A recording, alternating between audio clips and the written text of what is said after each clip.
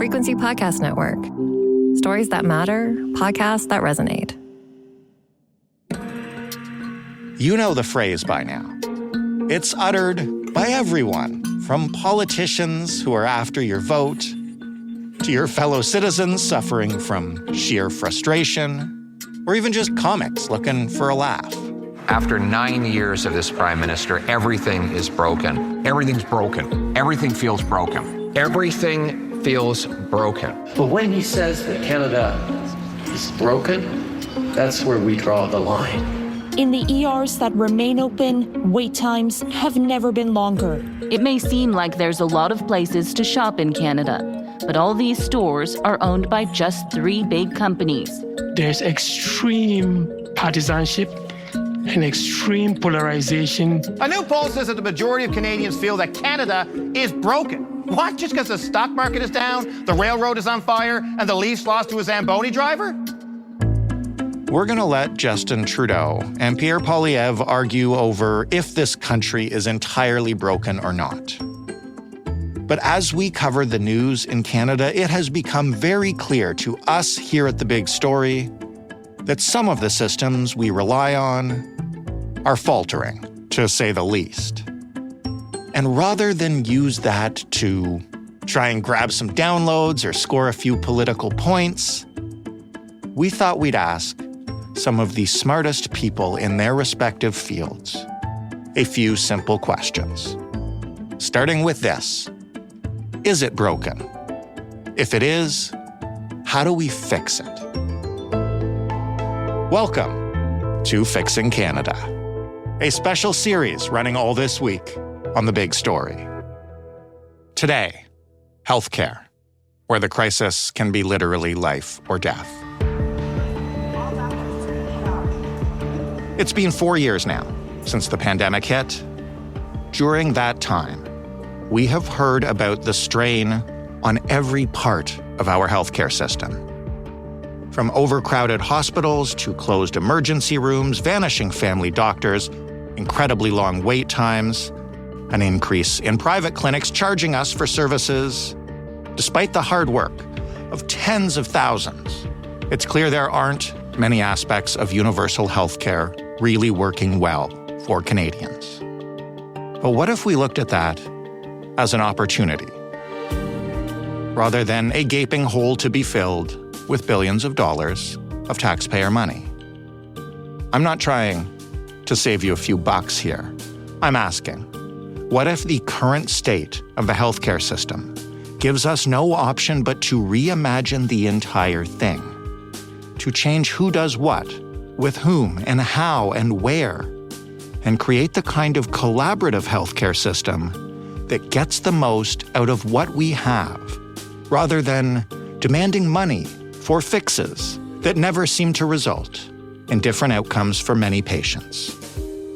What if, instead of fixing the current healthcare system, we just make a new one?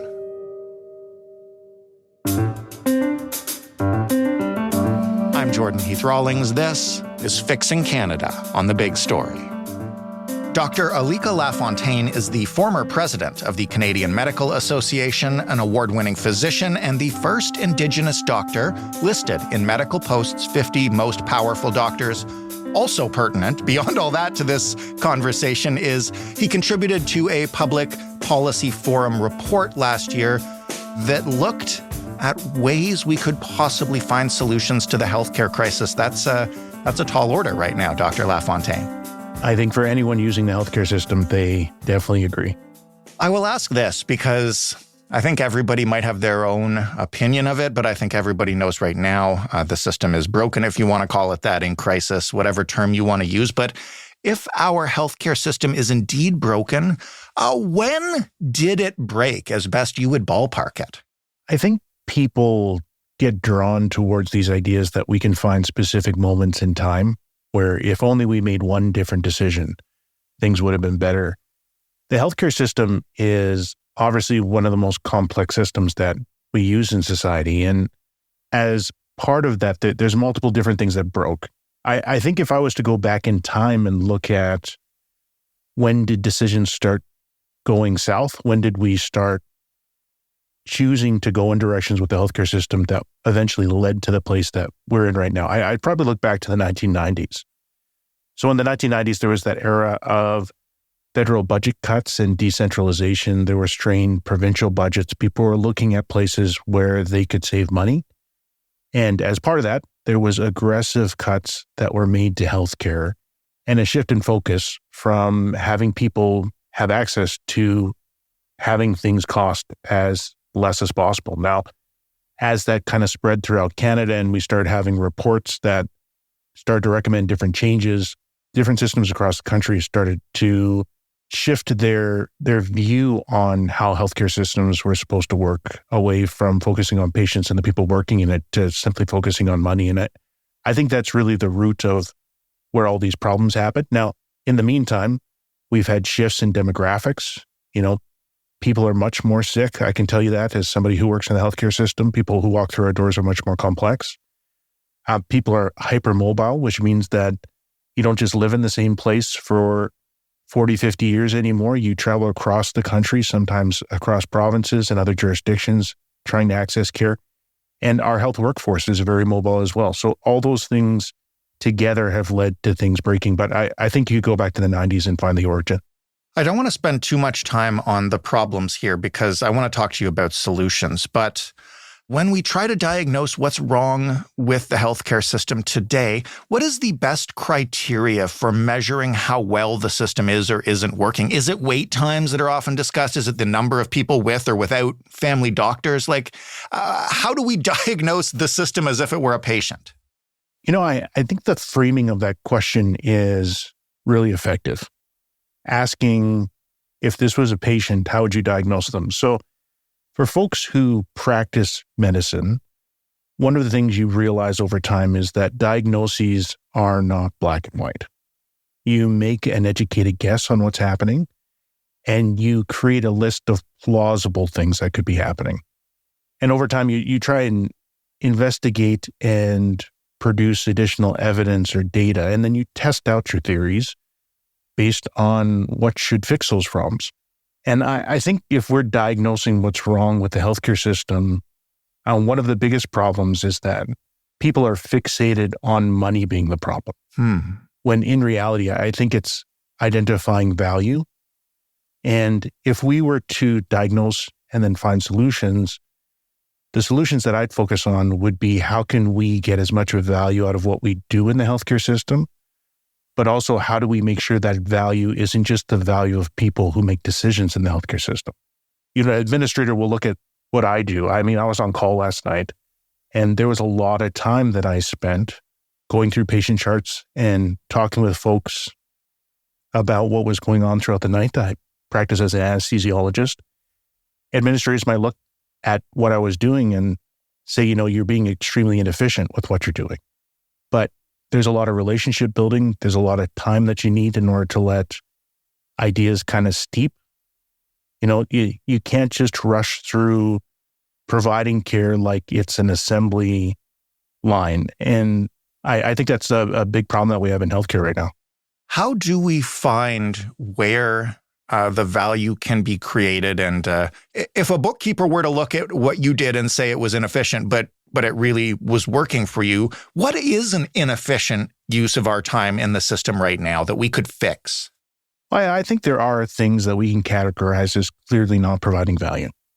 And I think a lot of the value has to be focused on when a person walks through your door, whether it's through an emergency room or a clinic or some other place, do they walk away with a clear idea of what they need to do to make their problem better? And at times, do they actually have their problem solved? I think there's a lot of things that we do in healthcare where people have touch points in the system, but they don't really get what they need. How many folks do you need to talk to before you find one who's gone to multiple different people within the healthcare system and still does not have a clear idea of exactly what they need to do next? How do you fix that, though? I think we ask patients. We talk a lot about having these learning systems where we have ideas on how to fix things. We try and fix them. They work, they don't work. We circle back and do research and collect other data, and then we try again. But what really happens in the healthcare system is people have these ideological ways of approaching things. Things should cost as little as possible. We should have as few moments of downtime as possible in the day, et cetera, et cetera. Instead of actually asking, is what you're doing for the patient, having them walk away with a better experience. And I think this is a big shift that needs to happen in medicine, where we move from this volume cost model towards actually asking people, do you get what you need from the encounter that you just had? And how can we find ways so that more of physicians' time or nurses' time is spent directly communicating with patients and with other doctors about solutions to their problems and less shuffling them between people? Like, I guess what I'm trying to understand is, where can we cut down on the steps a patient has to go through in order to get that final diagnosis? A lot of the weight of having to figure out the answer to that question lies on the shoulders of patients. And in well-functioning systems across the world, that weight is actually shifted to the system itself. If you have abdominal pain, for example, you walk through a door and you say, I know that my stomach hurts. I don't know why. This is how long it's been going on. These are the other associated symptoms. The person across from you probably has a much better idea of where you need to go to get that problem assessed and possibly treated than yourself. But what do we ask patients to do? We ask them to go through door after door after door until they find the person sitting across the table who can solve their problem. And I think that this is the power of team-based care.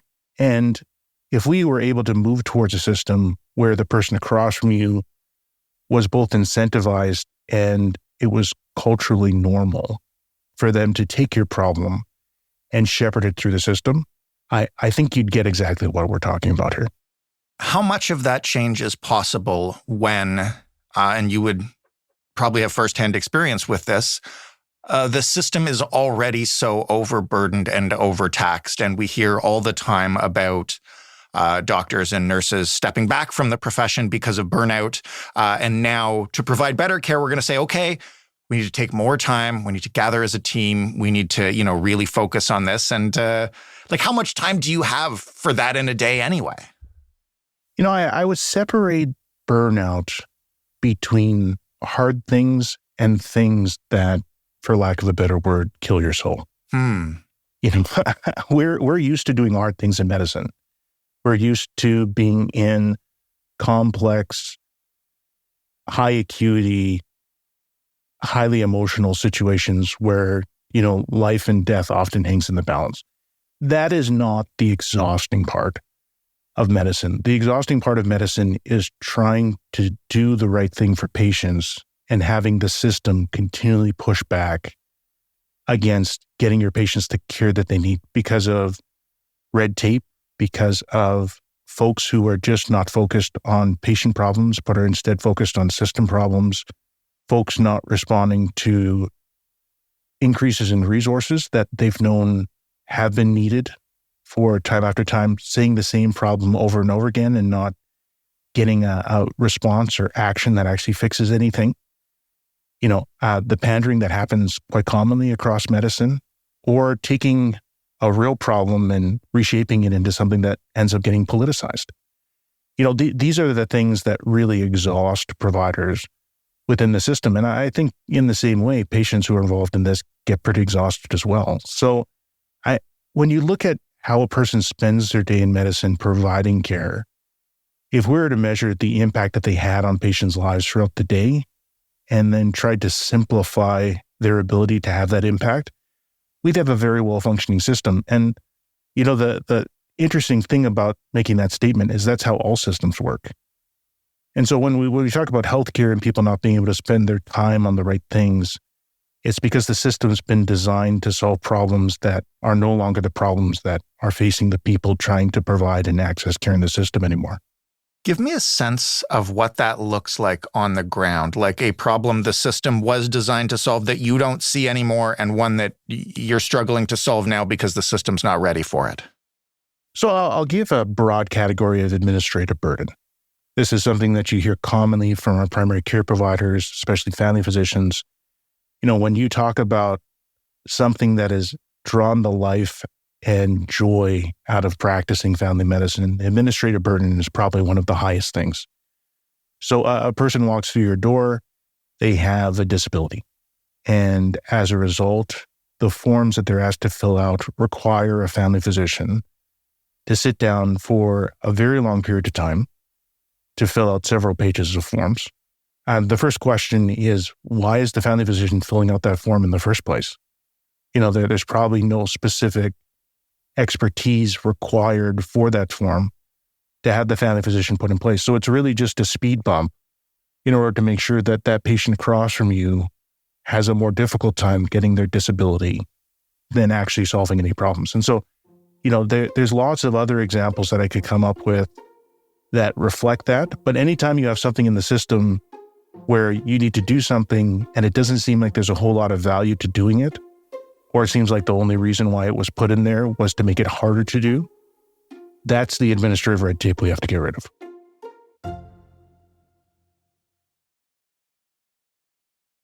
That's a great example. And it leads into what I want to ask you about both the Public Policy Forum report that you contributed to, and then also a recent CD Howe report that I gather you looked at as part of your work with the CMA. And one of the things that both those reports contained were examples of some recent steps that we've made in terms of improving in various places across the country. The access to those kind of foundational programs of medicine. Can you give us a few of those that have caught your eye and made you think, like, if we could do this everywhere at scale, it would really work? I think there's quite a few things that could be done to fix medicine right now. And there are actually a lot of things that we know work, but we have yet to do at scale, or we do at scale, but because of cost, we draw back and stop doing them. So we obviously need to change the way that teams work together. We often talk about team-based care as the way that we create a future-proof healthcare system. But creating an environment where you can have more than one type of provider work together. Team-based care is not a bunch of doctors working together. It's not a bunch of nurse practitioners working together. It's everybody working together. In those teams, you end up having a growth in perspective. You end up having a shift in skill set because you're getting exposed to people and ways of thinking that you didn't consider before. So team-based care and taking that role from the patient, like I mentioned before, to navigate the system and putting it on the shoulders of the team instead, I think is one of the most effective ways to improve health outcomes, but then also to decrease system costs over the period of life of the patient. Other interventions are things like decreasing administrative burden, moving towards licensure where you don't have to register in each one of our 13 provinces and territories separately, moving towards outcome-based healthcare, where we're not looking at how much money we could save as the primary output, but instead looking at, do people actually get better as a result of what we're doing? These and other things are issues and solutions that we've talked about for years, but we just haven't implemented. And I think both the reports really emphasize that the time for talk has passed. We have to move towards action if we want to fix our healthcare system. You just touched on something that I want to explore a little bit more, because we've covered healthcare a lot on this show. And one of the things that always comes up is how it's like this in Ontario, but not in British Columbia, how it's so much more challenging, obviously, to deliver healthcare in the Northern Territories. I know right now in Quebec, there is a big debate over delivering healthcare in French to English patients and how they navigate that. How do you reform a system that is implemented 13 different ways? Like, explain the logistics that have to happen there. One of the ongoing myths about healthcare reform is that Canada's federated system is part of the solution. What I mean by that is we look at countries like Denmark, for example, and we often focus on how great it is that you could go into a city in Denmark and automatically be registered with a family physician, and your wait times are shorter than Canada, the administrative costs are lower. But Denmark does not, as a country, have multiple different jurisdictions that push back at each other when it comes to system-wide reform. And when you look back at big shifts in the healthcare system in Canada, particularly the creation and passage of the Canada Health Act back in 1982, the real power of that legislation was not in forcing the different jurisdictions to work together, but in creating a shared vision that everyone can start to focus on the same sorts of problems and create shared approaches. I've been active in healthcare leadership for almost 2 decades now. I've done system change at a clinic level all the way up to nationwide and international. And I will tell you, after all that experience, the issues that each province and territory has is not so unique that we need our own unique plans and approaches to them. That is a myth that we continue to tell Canadians, and it lies at the root for not solving a lot of the big problems that we have. If we could all get on the same page about these are the issues, these are approaches we can take, and at least try to move things forward and, adjust based on results, as we've discussed. Is all of that enough given the actual losses the system has experienced, particularly over the last 5 years or so? You can find efficiencies, you can change approaches, you can create team-based medicine. At some point, though, we still just don't have enough doctors or nurses, right? How do we solve that? So I don't think we actually will. But what I mean by that is that we can't go back to the way the system used to work. And I think that's a hanging thread that people continue to grab onto, that somehow if we make this change or that change, we'll go back to the early 2000s when things felt better. Or go back to the 1960s where we could just open a new clinic and provide new access, and there would be plentiful health human resources and equipment and money and other things to provide that sort of access to patients. We have to evolve for the world that we're in right now. And what is the world that we're in right now? It's a world that's hypermobile. It's a world where people want care where they are. And it's a world where we have limited health resources, money, equipment, and space. And if we were to build for that world, we would be less focused on increasing numbers, which we do need to do, but that's not going to be the end solution. And instead, changing how we work together, changing the way that we compensate folks who provide care, but then also track whether or not patients are getting what they need out of care. We would shift our focus from how can I create an approach in this province or jurisdiction to how can I see how patients move throughout my province and other provinces and territories that may be nearby. An example being Alberta, the Yukon and Northwest Territories has a lot of movement back and forth, especially along the borders between our 3 jurisdictions. And figure out how can I share information, how can I share personnel, how can I share access, so we can decrease the amount of touch points that people need to have in a healthcare system that really needs to have things happen in the most effective and efficient way as possible. You take the place that I live, Grand Prairie. It's along the border of BC, about an hour and a half away are multiple different towns, including a place called Fort St. John. There's been a lot of situations where I have had patients from BC come to receive care at our larger center, and I've had to repeat investigations, exams. I haven't been able to access consults. I've been asking the patient about things that they remember from their care, but of course that memory is incomplete, or people may have not told them what actually went on. I can't access any of those sorts of records. That's the kind of efficiency that we need to get rid of, but we will never get rid of that as long as we keep this jurisdictional model in our head, that somehow the solution is rooted in doing things the way that we always have. Who do we need to get on board to make that profound shift? Who are the key stakeholders here that if these 5, 10 people or organizations bought into it, this would become less of a theoretical thing we're discussing here and more of a we're changing the healthcare system? So change always happens on the ground, but the rules by which change happens is 100% in the hands of the government. And so we can unleash innovation if we get clarity from government on the innovation that we're actually trying to unleash.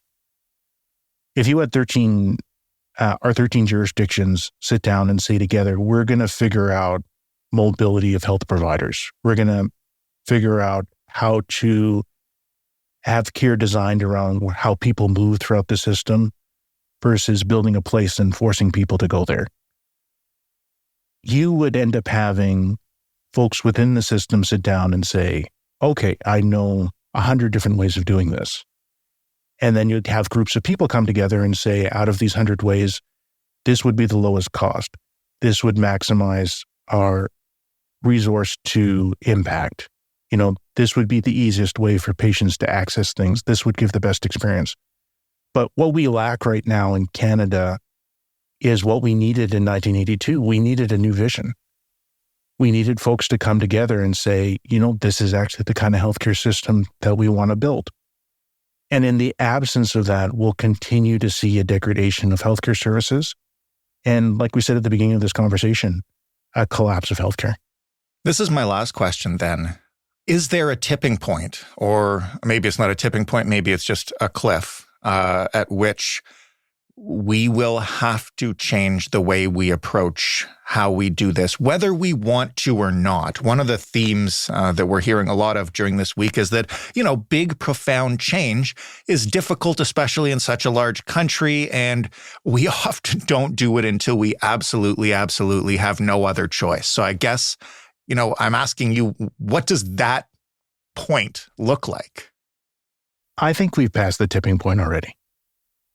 When you have emergency rooms shutting down across the country, when you have 1 or 2 decisions shut down surgical capacity at a hospital for weeks at a time, when you have providers like in Quebec leaving the public system to work privately, we have passed the tipping point. Now, the question is, in the broader landscape of crises that we're addressing, and there's lots of crises going on in the world, at what point does the collapse of healthcare rise to a level where it becomes the priority? And we saw healthcare become the priority, from 2020 until 2023, when the pandemic overwhelmed healthcare systems and things that we took for granted started to fall apart. Everyone put on the brakes to what they were doing and focused solely on healthcare. Now, it is frustrating that a lot of the things that we learned and implemented successfully then, we let fall to the wayside. We don't have jurisdictions working closely together like they did before. But I think that the tipping point has been passed, and the real question is whether healthcare will be made a priority or not. Folks don't remember what healthcare was like in the 1940s and 1930s. Before there was organized systems of care like we had now, healthcare really was a mishmash of nonprofit, charitable, and private institutions with very little public funding. And as a result, people suffered. Medicare was created because in Saskatchewan, they had an existential crisis. Folks were getting sick. They were going into the hospital. They were unable to pay. So they went to the charitable part and they just never got back out and never ended up becoming a part of being productive anymore in Saskatchewan society. And so as a result, the government was forced to create a system where people could receive care without having to worry about going bankrupt. Bankruptcy's number one reason in the United States is healthcare. So if we don't fix this, that is the future that we are going to be moving towards. And I think we're past the tipping point of not being able to go back. But if we continue to deprioritize healthcare, that is our future. That is the future I fear. Dr. LaFontaine, thank you so much for this. It's a really insightful diagnosis, to use that term again, of where we're at right now. Thanks for having me. Dr. Alika Lafontaine is the former president of the Canadian Medical Association and, as you heard, a practicing physician. That was the big story. For more from us, including all the rest of this week's episodes on how to fix Canada, you can head to thebigstorypodcast.ca.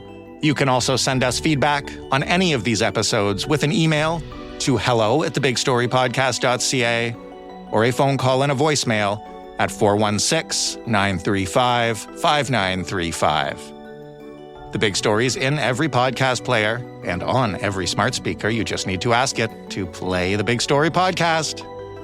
Thanks for listening. I'm Jordan Heath Rawlings. We'll talk tomorrow.